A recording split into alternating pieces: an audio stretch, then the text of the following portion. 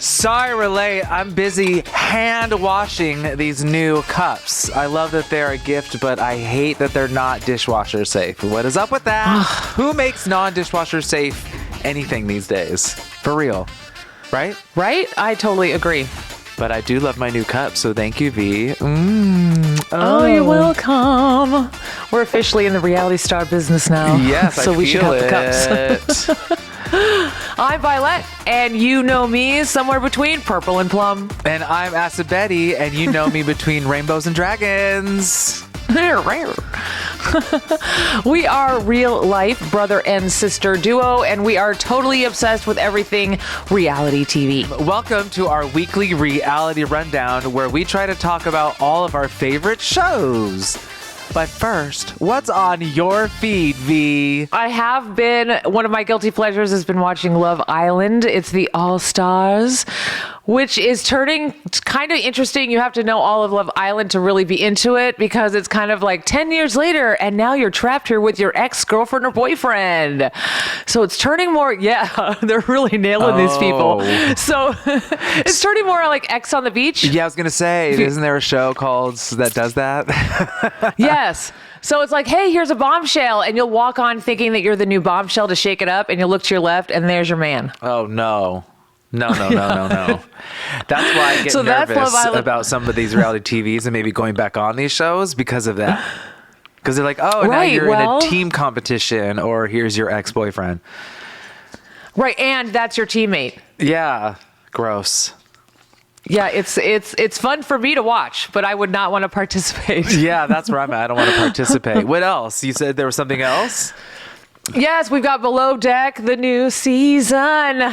They're in Granada. We've got Captain Carey, which is such a different vibe from Captain Lee. He is all up the butts of everybody. We have kind of like half the stews and half the deck are familiar, and then half are totally new. Okay, that's cool. Yeah, it's pretty cool. It's just interesting to watch a captain so involved. Like, he's literally like checking the flips of the toilet paper and how the sinks are kind of like, are the faucets up or are they down? And we already have one of the stew that's crying. So it's going to be a good season. Oh, he's a micromanager. Yeah, sometimes that works. Sometimes it doesn't. I don't know. They really left this first episode on a cliffhanger. Basically, everything is eating shit. Everyone is kind of green, and Carrie doesn't know what to do. It feels very like, we're all new. We don't know what's happening. I think that's happened before. I think I've seen that before with a few of the seasons where they had a whole new crew and the crew didn't know anything. They didn't know how to tie ropes, do anything. Yeah, it's kind of like sometimes they're just naturally built for each other. And then other times it's just immediately these people don't get along, or they're not communicating, or someone's fucking up someone. Yeah. Anyway, I'm excited. I love it. Okay. And the guests are pains in the ass. So, again, excellent first season. I would go on the season as a guest, definitely. Duh. Yeah, me too. And then I just point of note, because I've been jumping into Peacock a lot lately. I have a question for you, because this surprised me. Did you know that there is a Real Housewives of Dallas? Of Dallas. Have you ever? No, I don't know. I know. Okay, well, let me blow your mind, because not only do they exist, but they're 5 seasons in. Okay. I've never heard of them. Is it of the same realm of Andy Cohen? It's Real Housewives of Dallas. I mean, it's the whole... Whoa. Knew nothing about it. I know. I didn't watch anything because it was like just this morning, but I thought I was seeing things. Wow, I'm going to have to check that out. Is it any good? Right? I haven't watched any of it. I just thought, what the fuck, Dallas? And then I thought 5 seasons. That's crazy. Well, on my end of the spectrum, I'll say what's going on? It's been kind of a boring TV moment, if you will, in reality TV on my feed. I tried to catch up on all of the South Central baddies. I watched the full first season, and I watched the second season. I skipped the third. I went to the fourth, and honestly, it was because the sound. The sound started getting to me. There's a total of 4 seasons? Is that what it is? There's a total of 4. Okay. And so you did make it. Well, I didn't watch all the way 4. I just stopped. because the format didn't change.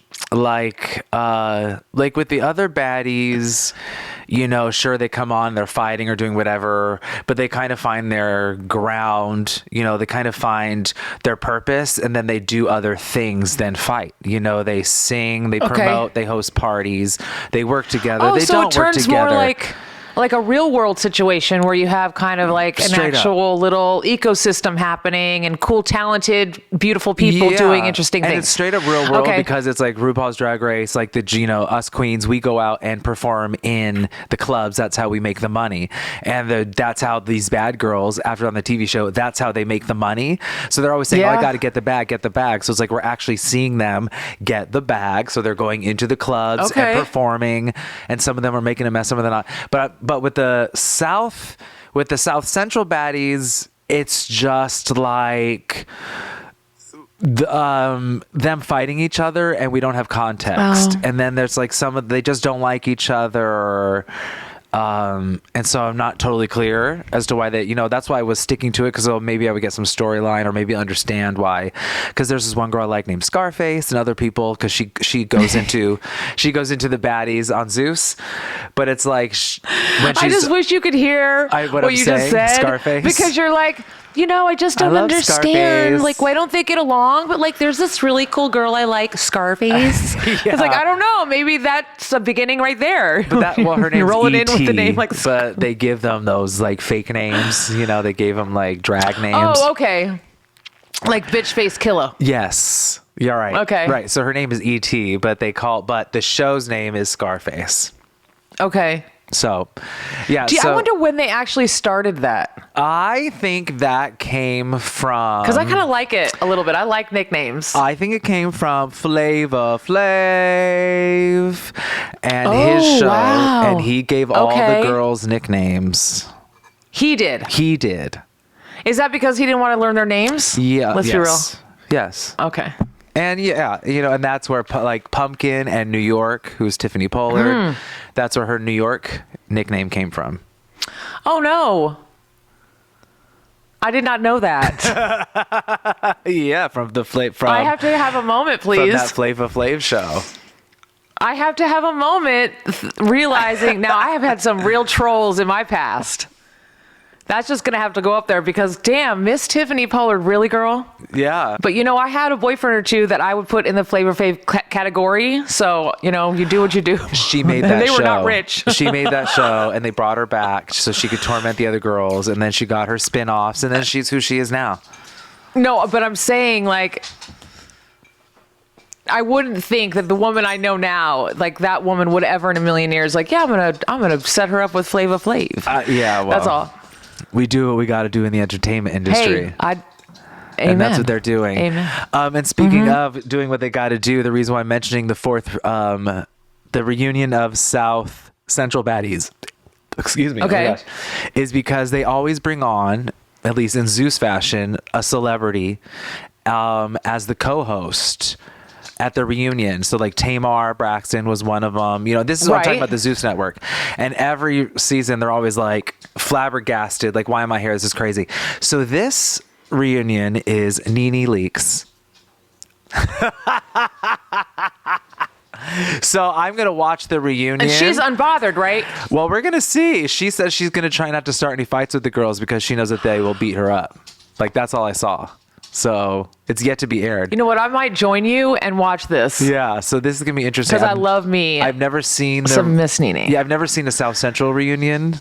And they're pretty hardcore. So if it's anything like the Zeus baddies, it's going to be hardcore. If I can sit through a 3 fucking part Bobby Lights...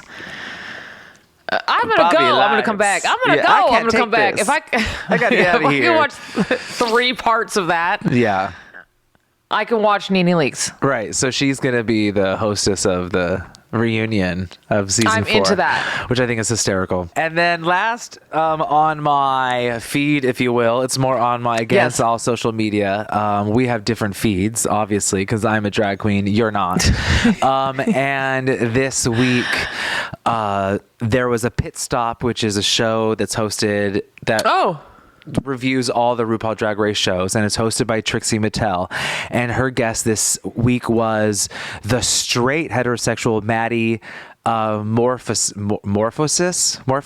I think is his name. Maddie is what we call her, but she's a drag queen, but she's straight. She's the only first straight drag queen. I'm only mentioning that because it's an interesting edge. So she goes on the show, and Trixie says, "Oh my gosh, Bob does these raps." She's straight, but she's a man. She's a straight man who does drag. She's a straight drag. man. Yes. Okay. Who does No, drag. because, it wouldn't be so odd of a straight girl. Right. No. Right. Okay. So this is like, she's like the first straight cis man that is in drag and doing it well. And was on the TV show. Right. So he was in the competition, and then he has a talk show called Give It to Me Straight, something like that, where he interviews people, and it's like That's cute. Is it Sudeikis show next to a fern? Something like that. What was that one show? Something in a fern. Oh, do you know what I'm talking about? Yeah, it's between two ferns. It's of that fashion. So he does a lot of history on the person, and then a lot of history on the person, and then a lot of his questions are funny and pull up people's history, and it's always like, yeah, if you're so amazing, why did you get voted off third episode? Or wow, with Adore Delano, your friend, why did she let you leave the house looking like this? Right. And it's very very cut, dry. So Trixie Mattel says, Bob does these raps. Yeah, because they always do like some like RuPaul song, and then all the girls have to like rap or do a verse on the song. And Bob apparently on social media does his own verse every year or whatever. And now I'm on the Maddie side on this, and Maddie said, I think it's corny. Okay, I agree. Bob takes offense to it, and he goes online and he writes a diss rap to diss Maddie. Ew, that's so dad joke of him. And the next day, that's so cringy. Maddie releases her tort to the diss rap, and which was probably like seething. Well, what's funny is Bob was like attacking, and Maddie was very much like, girl, I'm just like being funny. Can we call a truce? Hey, let's make a funny song together, this and that. And because it's all these trails on the social media, but Bob was a continuous like read, right? And so here's my thing. And for me, my opinion, Bob was leaning very much on, well, I'm the most popular one. Look, you're reading me, but look, I'm getting all the likes. I'm getting all the love. That was the read, right? That was the continuous read from Bob. I'm doing this, blah, blah, blah. The point of the story is, in the end, who won the battle of the rap battle? Maddie did. Without a doubt. There were people like Aja released a poll. I reposted it. It's 77% say that Maddie won. I think Maddie won. And Bob kind of like went back into his Snell shell of, go back to your Madonna show, girl. You're doing your thing. The punching down needs to stop. And Trixie mentioned it on her show, and I agree. The punching down needs to stop. Like that whole and that's what kind of happened when Bob was like, well, and then the reads of like, you're this, and like some cuts to him being straight and all these things. It's like, there's so much more out there. And also, Bob, you're on tour with Madonna. This goes back to like the conversations that you and I have had about people like, I don't know, Megan and Nikki and things like that, where when you're so big, why are you even paying attention? Yeah, and that's the thing. And he was literally like on every tweet, like Bob was responding to every tweet, and responding to all these things. I was just like, oh my God. Which is so odd. That and is sad like and small cling, ding, and petty ding, as ding, fuck. ding. Yeah. Like I'm not even like, I'm petty as shit. And that's like, I can't even keep up. Do you know what I mean? I couldn't keep up. No, but see, my flavor of petty is to like consciously go out of my way to show you how unbothered I would be. Like, even if I was reading everything, I would never show you. Yeah, you do the Megan Thee Stallion way. You beat them by going number one on the Billboard, and you just shut up and don't say anything. Let them be upset with you. Right, or you do the whole, what was it, Mariah? Like, who? I don't know her. Right. Yeah, so that's it. So I think Bob kind of like did the whole punching down thing, and Maddie fought back and won. Get into the realness. Wow, that must sting. Yeah. So this season, we are talking about our favorite franchise, 90 Day Fiancé, and we're focused on the little bit called The Single Life. Just a little bit. We are talking today about episode 6. That's Miss Debbie Spanish for seis. Yes, a las 6. Miss Debbie is finally in Miami, and she's meeting Ruben the Cuban, which we love. Natalie and Mom look like they're finally getting settled into LA life. Veronica and Jamal are going on a double date with Tim and his new girl. I think this is just their second date of Luisa. So, hey, that's not going to be awkward. And also, John is meeting Megan's daughter. So we're going to see how John feels about being Papa for a day. Yes, and I miss my American who doesn't know anything about Greece. I need some more dumb American bullshit. Just kidding. I miss going to Greece, and apparently Chantel is not in this one. She's not. All we got was a teaser at the end. Yeah. Where she's just like, I think I'm falling for you. Whatever. And of course, nothing from Tyree. For all we know, he's going to disappear for 3 months and then show up in... Who knows? On another in trip. Greece with Chantel. That's what I mean. He'll be in Greece. I couldn't think of another place, not the Bahamas, but somewhere else. So who knows? Maybe we'll get Tyree back at the reunion. Who knows what's going to happen with that? He's back at the restaurant looking for Tiffany. God, so crazy. So let's dive right in. And we got Debbie, who is basically, I would say, this is kind of like her first date with the Ruben. Is it Ruben the Cuban? It's Ruben the Cuban, and I even wrote, and this is her little poem, if you recall, Ruben the Cuban, you've been my confusion. She's like writing him poetry. Yeah, see, I think she likes him, but she doesn't want to admit it. No, of course, and he's young. Is he? Because I didn't catch his age. He's 58. He's 58. Okay. So he's still significantly like a good decade younger than her. Because he gives younger. Oh, he gives young. He gives, I might be dyeing my mustache black, but I'm for it. I'm for it. And when he took off the glasses and was just talking to the camera and didn't have all the costumery, it was like, this guy's a good looking. No, he's a good looking man. Bright, sharp eyed guy. Like, whoa. He's a good looking man Debbie. who doesn't look like he's aged. Right. So I think it's funny, two things, that she brings her son along. And then the other thing I think was funny is that she comments on the way he looks, which is hysterical to me because they literally match. And she is commenting on the overload of the color of the balloons, the color of the shirt, the color of the glasses with the hat, and this and that. And I was just like, girl, Miss Debbie? She called him a cartoon. Yeah. And I was like, and she was, again, it was like, oh, every color of the rainbow. And I was like, well, isn't that the acid calling the Betty? I don't understand what's happening. Right? Yeah, for real. Hi. Yeah. How are you? Be thankful that this man looks like he is ready to go. He's got balloons and he is so, the way he described her. See, I'm just into these men because it's the truth that comes out. And he's vibrant and alive. He loves everything about her. Yeah, he does. And I think that she's just used to being the center of attention, and she's like, uh-oh. A little, I'm sure a little bit of yeah. I think they're gonna work out great. They didn't show much, right? They ended up going dancing. No. No, but think about it. I mean, the woman lands. And she's out the door, and they're already dancing. Yeah, and the thing is, everything was kind of new to her, which I thought was kind of fun. She said she felt like she was in a different country, even though she was Miami. So, girl, get out. You got to get out. But with that being said, that's great because that, for me, I feel like that's what she was trying to get out of her 20-year-old, in another country.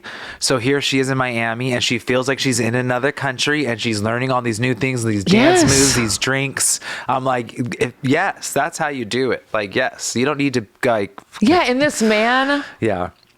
He'll be like Aladdin. He will show you the world in Miami. Yeah, he looks like he wants to.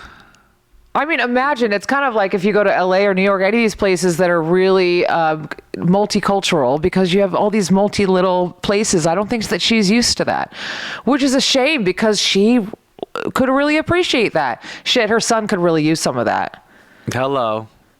Oh, what a downer. Yeah, he's a total downer, and we don't see anything. We only see like coming soon, like of next week, which I know I always like go, but we never comment on it at the end of our podcast. But I was Yeah, gonna but say wait a minute, wait, because did you, let's not forget Go he ahead. does say something in the very beginning when she leaves for this very first date. He says, "Text me every hour." Oh yeah, and Come on, I man. know.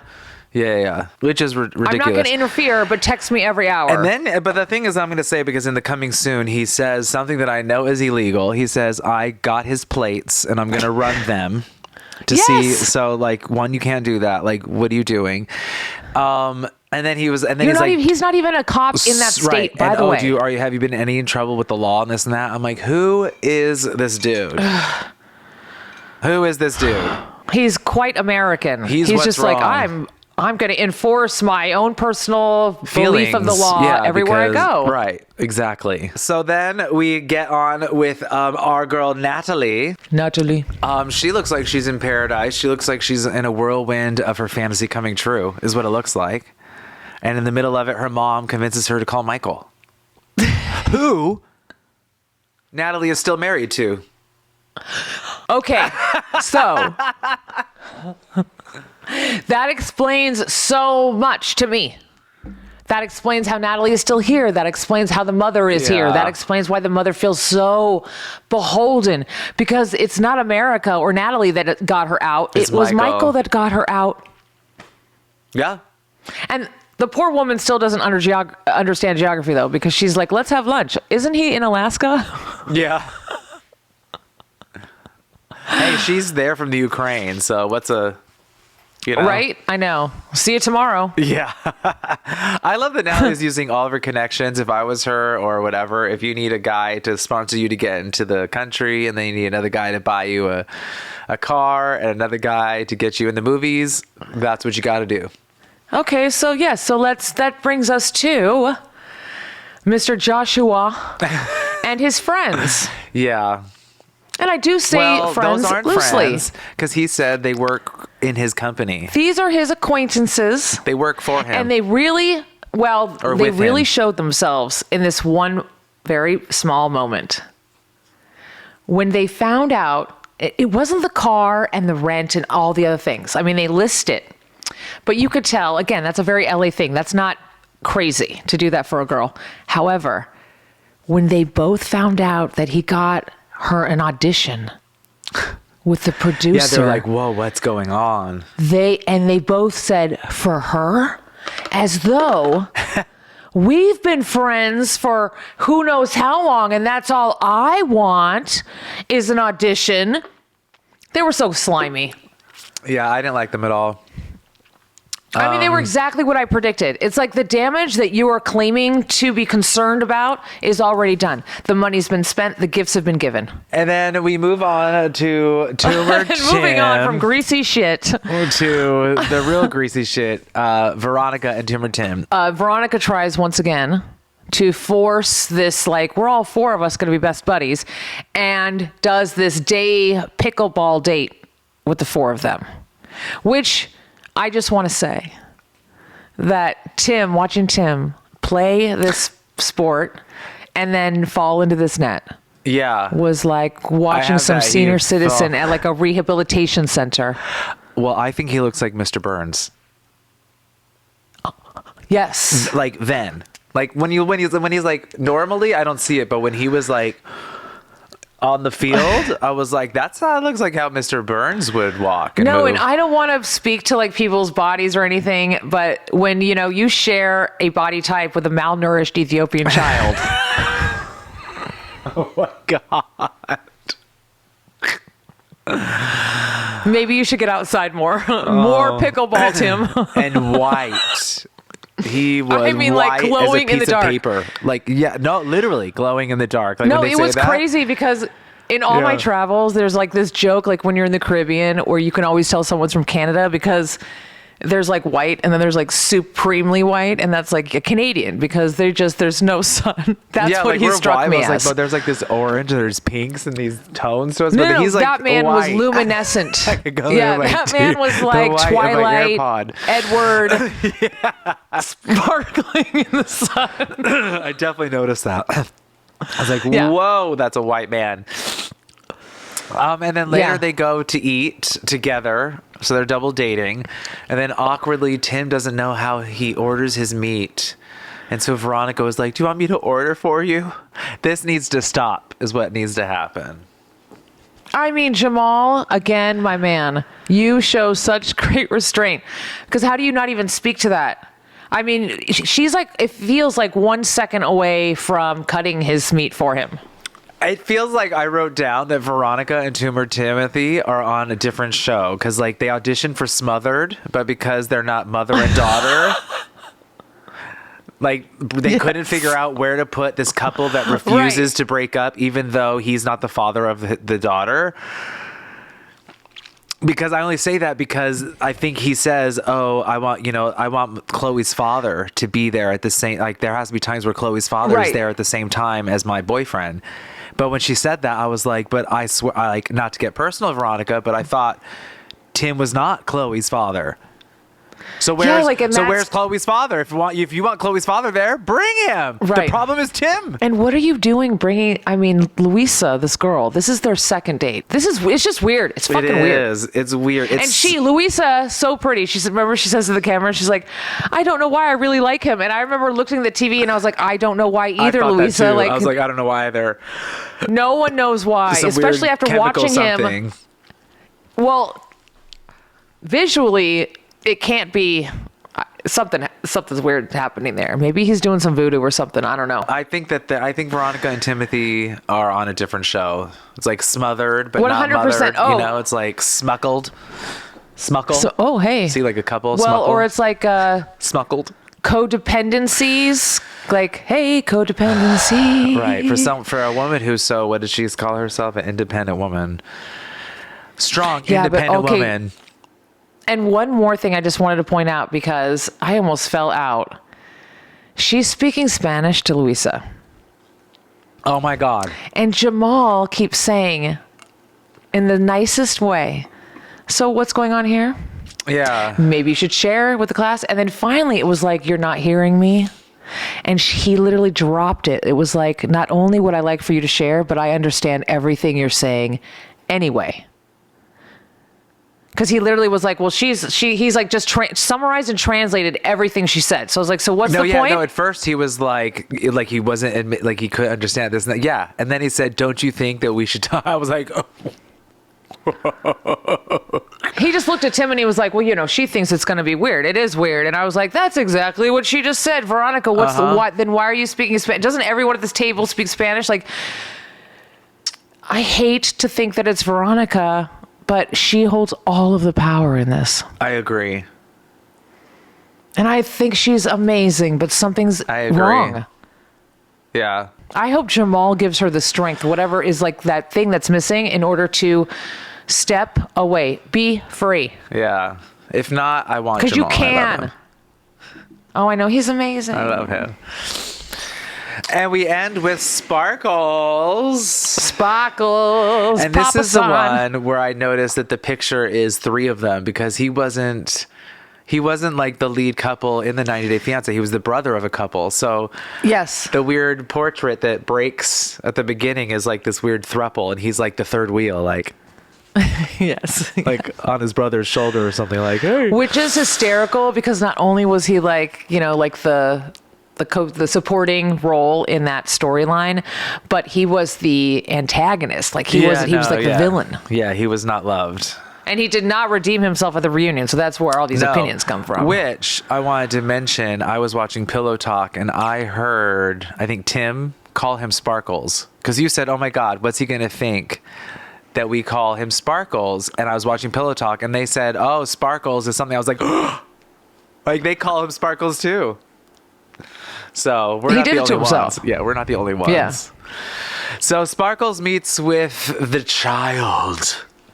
Who is on the spectrum. Danger, danger. who's on the spectrum, but I was going to say, but if you're not a complete crazy human being and you're, you just act with a child, a child is a child, which is what ended up happening. Do you know what I mean? You'll get along. Yes. Children are children. But if you're like crazy, you're not, because he was like, oh, I don't know, I'm going to do this. How would I get along with children? I'm like, honey, children are not that difficult. They seem difficult, but they're not difficult. They're very obvious when they don't like you, when they like you. I'm just curious to see. I know. I mean, really, it was. Because she's on the spectrum, that got you concerned? Well, because that's a commitment that someone like that would have to have deep understanding of what's happening there. Because at a certain point, if you have a child that's nonverbal. Yeah. And other things. We will see. They are rolling that storyline out real slow, Miss Thing. So we'll see if Sparkles can handle it. I don't think we'll even know if he ends up being with them, if, you know what I mean, end up together. Maybe at their reunion. I don't know. She's pressuring him. Yeah, she's... And he's like, I mean, I wrote it down so I wouldn't forget. So they've known each other 5 months, but they've only seen each other twice. And right. She's already planning her daughter's pillow future. talk couple, the Dominican, and they had 8 hours together and got married. Yeah, and that's they true. are on Pillow Talk, one of the most successful couples. Like, they're up on the top of the couples that are like, you would think not, and they're like straight up still together. Yeah. Cracking each other up. Sparkles. All right. So Sparkles has said, I love it. I love the kid. I'm loving you. Come to Vegas and meet my brother. Yeah. So that's where we're at. So we're visiting each other's families, and that's where we're left off. Yeah, and that's great. I mean, I don't think his brother's going to ever say no. Right. His brother's going to be like, great, someone's going to marry Sparkles? So do it. 90 Day Fiancé ends, and again, it was okay, because I feel like they're leaving characters out, and they're not giving us like a lot of information. Yeah. You know what I mean? And then we hit Traitors, and Traitors is like a good movie. It's kind of like, now that you know the cast and you know the story, we're going to go, which is what I wanted and expected. Just when you learned everybody's name. Right. We're going to start getting rid of everybody. But we have Kate is back, and Peter has set a trap. That's right. And we're going to get into Traitors. Well, we left last week. We didn't know who the traitors were actually going to target. But this episode clearly starts out. I mean, for a second, I thought I was missing something because it was so obvious when they started. Everyone was like, oh, Bergie. I can't wait to see people's reaction when Bergie doesn't come through. But then Bergie arrives because Peter's trap worked. Yes. Which is amazing. I hit the microphone. And he's just like, I got a shield. And he's like, someone tried to kill me last night. Yeah, and Peter just looks so. What I thought was funny, though, is that the three traitors' reaction, their acting is starting to get, like, really bad. Oh! Like, every time the camera shows speaking them. of production, now that I brought it up. Yes. I was wondering, you know how like right now we have like this moment when people walk in the morning breakfast? Yes. But there is a previous moment that we're not privy to because it's like you're still usually bundled with like 2 or 3 other people. Right. Yeah. So there's that moment before they enter the door where you're also probably privately going, oh, it's not you. Oh. Yeah. So there's kind of like this other acting as well that's going on because they still have to be like, I wonder who it's going to be off camera. Very true. I feel just like curious. Poverty is losing this race. She's getting a little desperado. Yeah. It's very interesting to me where they bring these Big Brother and Survivor characters who are known to do this kind of gaming, right? That's the game. Yes. Like they're known to lie, build alliance, like build friendships and lie to your face. Yeah, that's the game. That's the whole game. It's like Survivor, I'm doing that, but the game is that, right? Is what they're doing here in Traitors. No, the game is manipulation and betrayal. And so interesting that The Bachelor and a housewife and all these other personalities are sharper, smarter than... I don't think they're sharper or smarter. You know what I think this is a lesson in? No, I think this is a lesson in arrogance, because you've got people that are feeling like the statements people make about Phaedra is a very false sense of security. So if you're from Big Brother, you have this ego about you. You're not even looking around you as much as maybe you should, because you already feel like you have an edge. Right. But I feel like it's an overly confidence thing. Right. But I do think that makes them smarter, because even Phaedra said silence says a lot in certain things. And I'm noticing Phaedra, even on this episode, she lets Poverty make the decision at the end. She's very like, well, Phaedra is Phaedra. You can't be looping in everybody with Phaedra. No, but she's her own miraculous thing. But I just feel, I'm not saying like, oh, Peter's so intelligent and this and that, but I do find it interesting, especially with this episode, that we have these two people who are like, they are known for this, right? This is what they do. And at the round table, they were literally drowning. And everyone else is from The Bachelor and Housewives and whatever, and they're literally just sitting there. And the professional liars could not convince. That's what I'm trying to say. Is it's so interesting, because it's like, maybe it is a little, we're skipping ahead. I know, but it was like, okay, maybe it's overconfidence, but it was like, honey. But throughout we're skipping ahead, but throughout this whole episode, it was like the pressure was on, right? They say hello, okay, and Peter was like, I had a plan. And I knew, and then because like you said, the ego got the best of them. They all admitted who was told, which was stupid. Poverty says, well, you told me. Right. Dan says, you told me. CT says, you told me.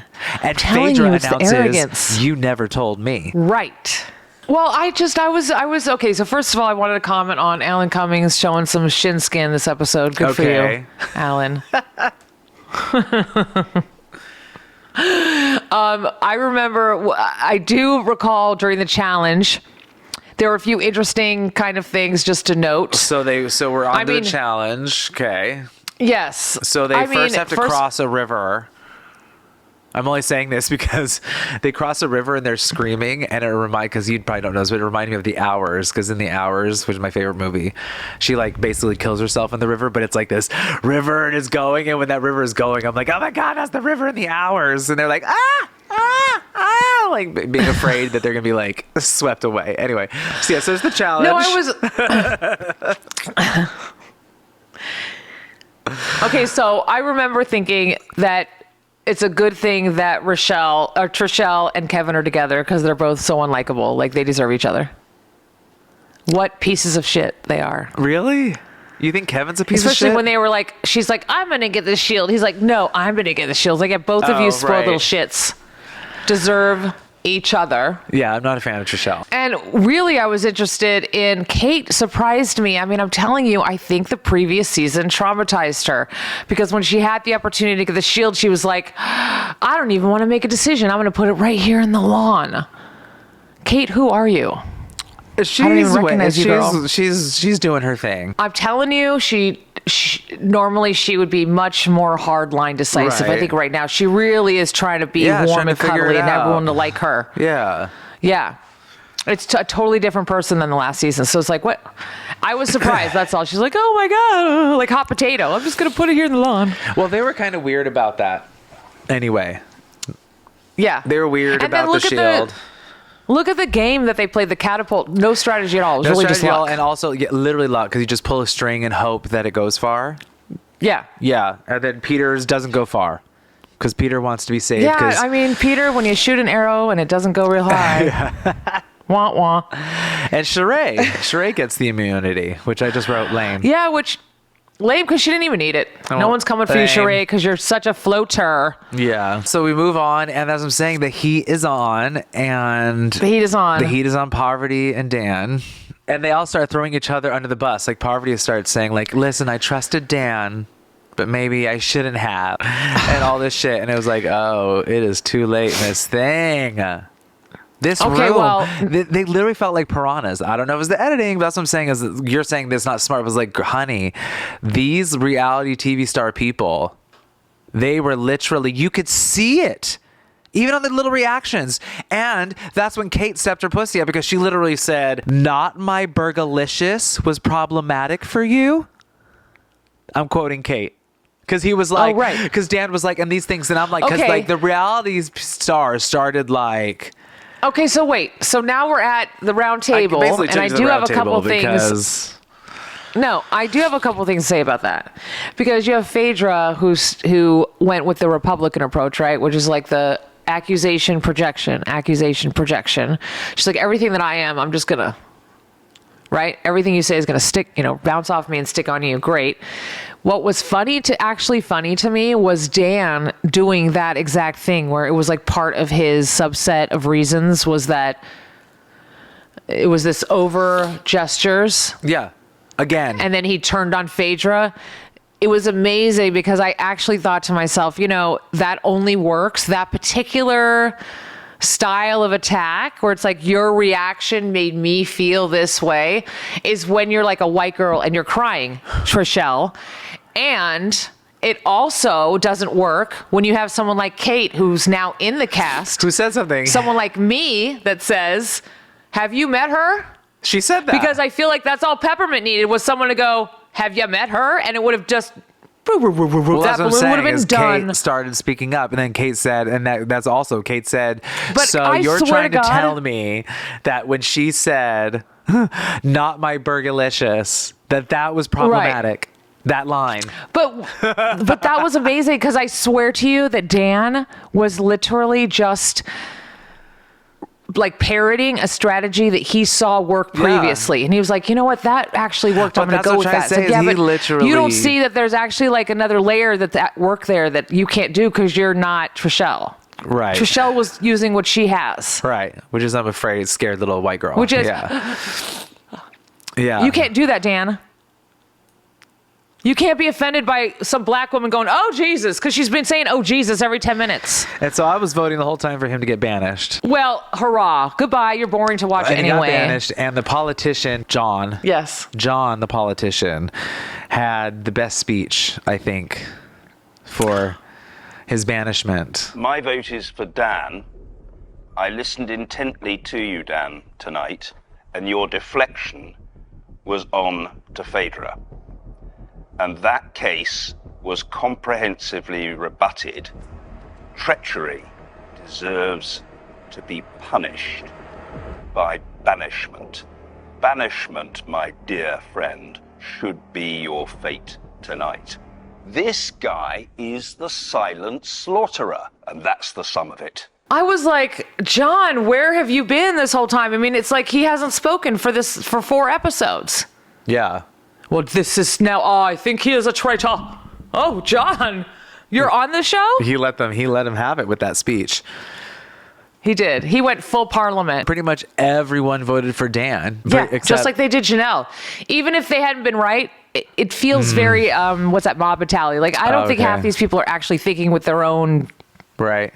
But funny brain. enough, is your good friend Trishelle, she believes Dan. So she was like, I think Dan called out Phaedra because she is a traitor. Well, and I hate to give Trishelle any credit, but I have to right now. Because I'm wondering, is there anybody else that is on to the fact that Phaedra does have a stink on her? Because Trishelle calls it. Yeah, I don't know. So we'll see. I think Phaedra Really, the real is in for the win. cliffhanger is kill or be killed, right? As Phaedra says... What did she say about Dan, which I thought was interesting? She said, with Dan, with Peter, you're either going to get murdered or managed. Oh, really? I thought that was interesting. Yeah. I was like, that's such a mafia comment. Yeesh. So yeah, so they vote him out. Booty bear. So right now they've approached how Peter has that nickname, the most faithful of all the faithfuls. Oh, is that what they're calling him now? Yes. Because of his little So it's going to be group? really interesting to see if they're able to recruit him. Well, then you're cutting, and then they're gonna vote on who they're gonna murder, and Alan Cumming scares everyone, including myself, and says, which I knew something was coming. I knew something was up, and was like, you can choose to murder someone, or you can choose to recruit. And as you spill, as I was thinking, they should try to recruit Peter. But does Peter have the choice to say no? Yes. So he could say no. So this happened last season. This happened last season. Huh. He should do And it. they recruited the actor, the guy that actually in life is an actor, and then he overacted his non-recruitment so hard that he got voted out. Oh, that's so funny. Like the next morning, he literally showed up and he had this whole story that he didn't even go over with the other traitors. So he showed up the next morning like, oh guys, guess what? They tried to recruit me, but I said no. And it was like this whole thing. So it's So what also do you interesting to think's see gonna how they happen? react when they're recruited. So what do you think's going to happen? Do you think Peter's going to... Well, he says it's either kill or be killed, right? And I kind of agree with him that he's not going to have a choice, because if he doesn't join them, then he knows he's got to... that they're after him. I think he should What's he join going to do? them. Get a shield every single challenge? I think he should join them. He's totally going to join them. But then I think he should either join them and kill them. Like kill... Or try to get like set them kill up. the two other traitors. Yeah. Go in. Well, you can't actually murder them on the show. No, that's not but built in. Like, you can do set what you them do up. with Dan and get them banished. That's what I mean. Right. Is kill them that way. I Yes. mean, get them banished, I should say, is the word. Or Yeah. or I say Phaedra's going to win this whole thing. Which is often the case with a lot of these reality shows. You can kind of see a clear beginner, clear winner in the beginning. Yeah. Everyone recognizes it. Everyone feels it, and yet they don't get rid of them, like the apex predator. And right now, I feel like that's who's in the tank, unless we have Kate or some other people decide to wake the fuck up and start playing. Yeah. There's still a lot of game to be Oh, yeah, played. I There's a think lot of Kate- people still left. I think something will happen with Kate if they don't get her off. She's this little sleeper. Uh-huh. I don't count her out at all. Yeah. I was hoping, though, that they would recruit her as a traitor because I love her. She's going to be disappointed too. Yeah, right. Oh, well. Poor Kate. Wah, wah. And that's it. That's it for my traitors. Tune in next week as we discuss episode 7 of 90 Day Fiancé, The Single Life. John introduces Megan to his family, third time's a charm, for Tyree's first date as we join him, and Teresa is in New Orleans. Is that how you say it? New Orleans Miss- or New Orleans? New Orleans? Miss Debbie continues her romance in Miami, but it looks like her son is about to interfere. Color us surprised. Yeah, all police fuck things up. Both Chantel and Veronica struggle to define their relationships, and Natalie is in tears again. But is she acting? We don't know. What does Josh do this time? And we will cover episode 7 of Traitors. Will the traitors succeed in recruiting the most faithful of all the faithfuls?